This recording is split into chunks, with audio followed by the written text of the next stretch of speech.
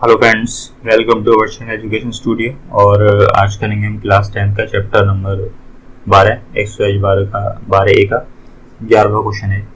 एक ट्रैक्टर के अगले और पिछले पहिए का व्यास। देखो, ट्रैक्टर का अगला पहिया छोटा होता है, ठीक है, और पिछला पहिया क्या होता है, बड़ा होता है।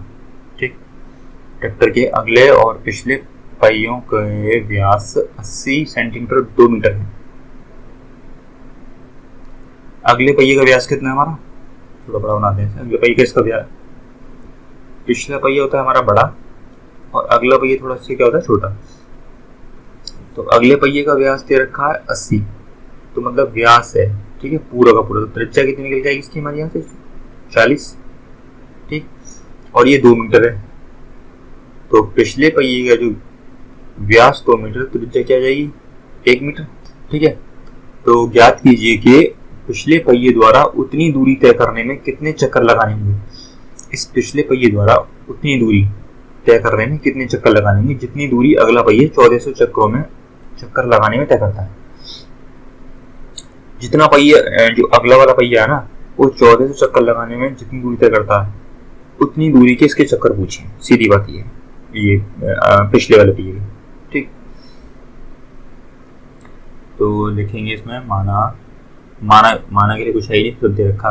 तो लिखेंगे ट्रैक्टर के अगले पहिए का व्यास, ट्रैक्टर के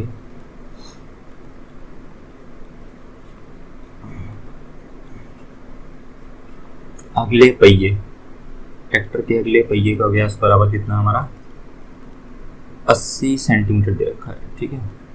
तो 2r बराबर 80, तो यहाँ से r बराबर कितना निकल कर जाएगा हमारा, r बराबर आ जाएगा 80/2, ठीक है। इस 2 को उसके नीचे ले आएंगे, बराबर कितना जाएगा 40 सेंटीमीटर।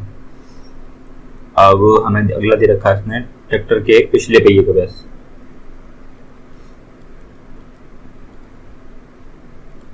ट्रैक्टर के पिछले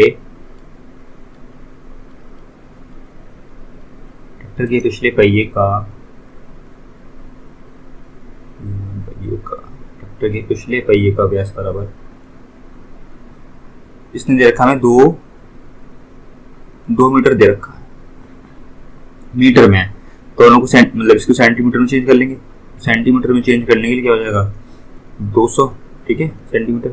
तो 2r बराबर क्या हो जाएगा 200, r बराबर क्या निकल जाएगा हमारे यहाँ से 200/2, ठीक है। 2 को उसके नीचे ले आएंगे तो r बराबर कितना जाएगा हमारा 100 सेंटीमीटर।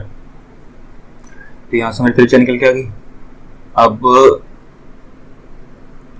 हमें निकालना है अगले पहिए का। तो देखिए, अगले पहिए द्वारा एक चक्कर लगाने में तय दूरी, अगले पहिए द्वारा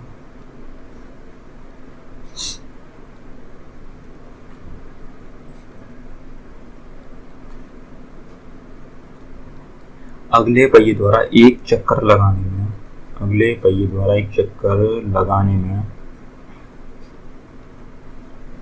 तय दूरी, एक चक्कर लगाने की, अगला पहिया एक चक्कर लगाएगा बस, खाली एक, तो मतलब क्या वृत्त की परिधि के बराबर होगा।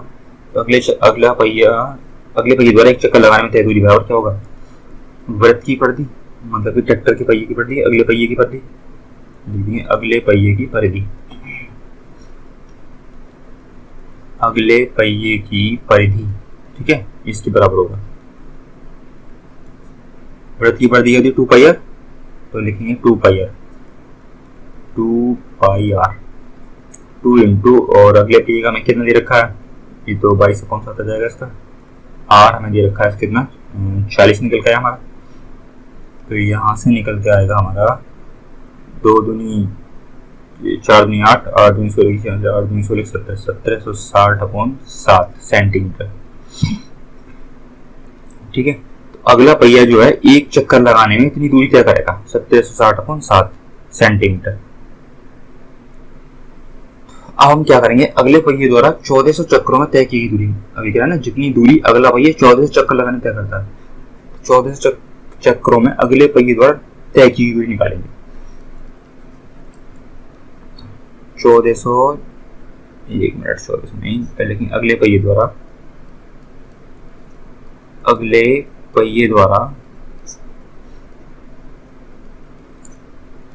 1400 चक्रों में तय दूरी।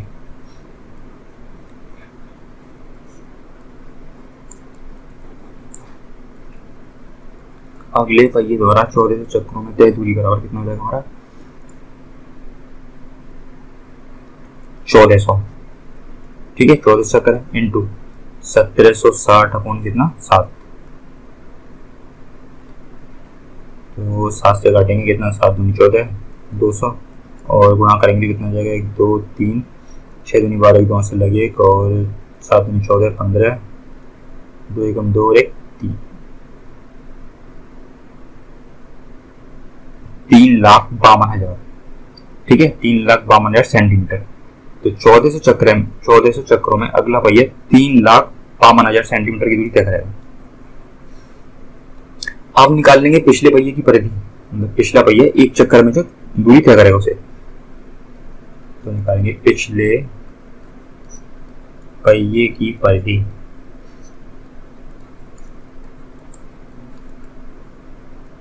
ठीक है, जो पिछला वाला पहिया है ना, इसका एक चक्कर लगाने में जो दूरी तय हुई है उसे ही परिधि कहते हैं। ठीक, तो पिछले पहिए की परिधि वृत्त द्वारा इस पहिए द्वारा एक चक्कर लगाने में तय की गई दूरी। देखो भाई, जैसे मान लो इस पहिए को आप काटोगे, ठीक है, तो काट के ये गोला है इस तरह, ठीक है, और गोला काट दोगे तो कैसे जाएगा, बिखर जाएगा ऊपर के, लंबा हो जाएगा। तो ये जो दूरी है ना, ये वाली दूरी एक चक्कर लगाने में इतनी दूरी तय करेगा, यही दूरी निकल के आती है हमारी। तो पिछले पहिए की परिधि, ठीक है, तो परिधि में 2 पाई r2,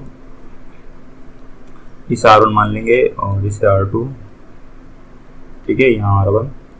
तो r2 कितना हमारा 2 इंटू 22/7 इंटू r2 हमारा 100 सेंटीमीटर है।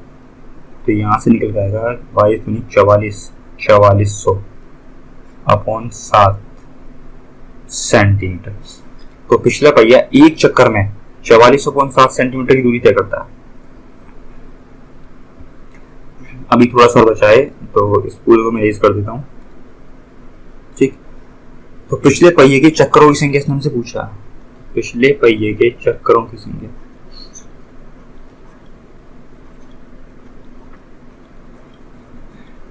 पिछले पहिए के चक्करों की संख्या, पिछले पहिए के चक्करों की संख्या बराबर कितना होगा हमारा? देखो, हमारा जो निकल का आया सबसे पहले 35,200, सॉरी 3,52,000। ठीक, 3,52,000 जो हमारी वो आई दूरी आई अगले पहिए द्वारा तय की दूरी। ठीक है, तो इसी से निकालेंगे हम चक्करों की संख्या। 4400 अपॉन 7। अगर हम अगले पहिए द्वारा तय की दूरी में जो पिछले पहिए द्वारा, ठीक है, पिछले पहिए द्वारा एक चक्कर में तय की गई दूरी है उससे डिवाइड कर दें तो हमारा यहाँ से चक्करों की संख्या निकल कर जाएगी। 3,52,000 अपॉन 4400 इंटू ऊपर ये 7 का गुणा ऊपर हो जाएगा। ठीक है, तो अब 2 से 2 जीरो से 2 जीरो गया और यहाँ से काटते हैं 4 चौक 44, 11 3 33, 11 3 22, 4 8 32, 7 8 56, तो ये 1 जीरो यहाँ बच गया, 560। ठीक है, 560 चक्कर हमारा आंसर निकल के यहाँ से आ जाएगा, 560 चक्कर। अगला क्वेश्चन नंबर है,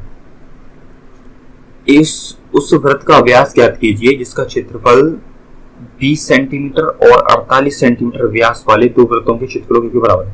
ये व्यास दे रखे हैं, तो उस वृत्त का व्यास ज्ञात करना है जिसका जो क्षेत्रफल है ना 20 सेंटीमीटर और 48 सेंटीमीटर व्यास वाले दो वृत्तों के क्षेत्रफलों के बराबर है। दो वृत्त हमें दे रखे हैं, व्यास कितने हमारे, एक का 20 है, एक का कितना 48। तो व्यास क्या कहा भाई, व्यास क्या होता है भाई, इस वृत्त का पूरा बीच का पार्ट, ठीक है, बीच के बिंदु से पूरा पार्ट के व्यास होता है दूरी। हमें दे रखा है इसने खाली बस त्रिज्या, हमें जो लेना है वो लेना है त्रिज्या। तो ये हमें व्यास दे रखा है, तो व्यास का आधा कर देंगे तो क्या निकल जाएगा त्रिज्या, 20 का आधा 10 और दूसरा 48 का आधा, यह आ जाएगा 2 दूनी 4 2 24, दोनों सेंटीमीटर में, तो कोई दिक्कत नहीं है। अब इन दोनों को योग करके जो वृत्त बनेगा उसका हमें त्रिज्या क्या था, ठीक है। तो लिखेंगे पहले वृत्त की त्रिज्या, पहले वृत्त की त्रिज्या निकालेंगे। ठीक है, पहले वृत्त की त्रिज्या बराबर, पहले वृत्त की त्रिज्या R1 बराबर 20/2, तो यहाँ से क्या निकल जाएगा 10 सेंटीमीटर। दूसरे वृत्त की त्रिज्या, दूसरे वृत्त की त्रिज्या R2 बराबर, ये क्या जाएगा 48/2, तो 2 दूनी 4, 2 चौका 24 सेंटीमीटर। तो यहाँ से हमारा ये आ गया। तो इनके क्षेत्रफलों का योग निकालना है, इनके क्षेत्रफलों का योग, इनके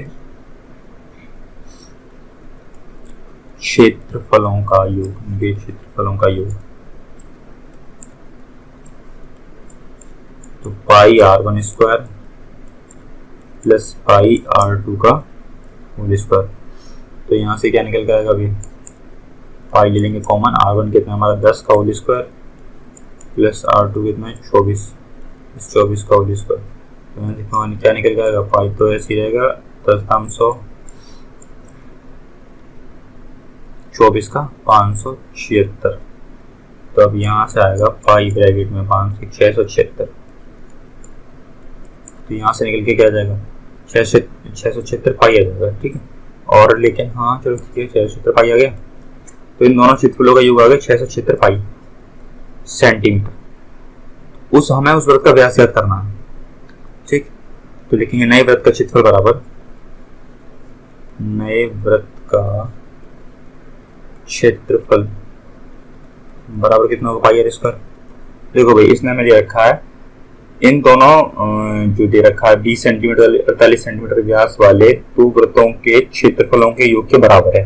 ठीक है, इन दोनों को प्लस करेंगे तो हमारा एक बड़ा वाला जो वृत्त बनेगा, इन दोनों का क्षेत्रफल इसके क्षेत्रफल के बराबर होगा। तो हमारा ये कितना है 676 पाई निकल के आया, बराबर पाई R स्क्वायर इसके बराबर होगा। पाई से पाई कट जाएगा और इसका R बराबर कितना निकल जाएगा भाई, इसके ऊपर ये स्क्वायर रूट हो जाएगा 676, तो बराबर कितना आ जाएगा, ये किसका स्क्वायर है 26 का, तो 26 सेंटीमीटर का आंसर यहाँ से निकल के आ जाएगा। तो आज का वीडियो यहीं समाप्त होता है और ये एक्सरसाइज 12 यहीं समाप्त होती है। वीडियो आपको पसंद आए तो वीडियो को लाइक और चैनल को सब्सक्राइब जल्दी। धन्यवाद।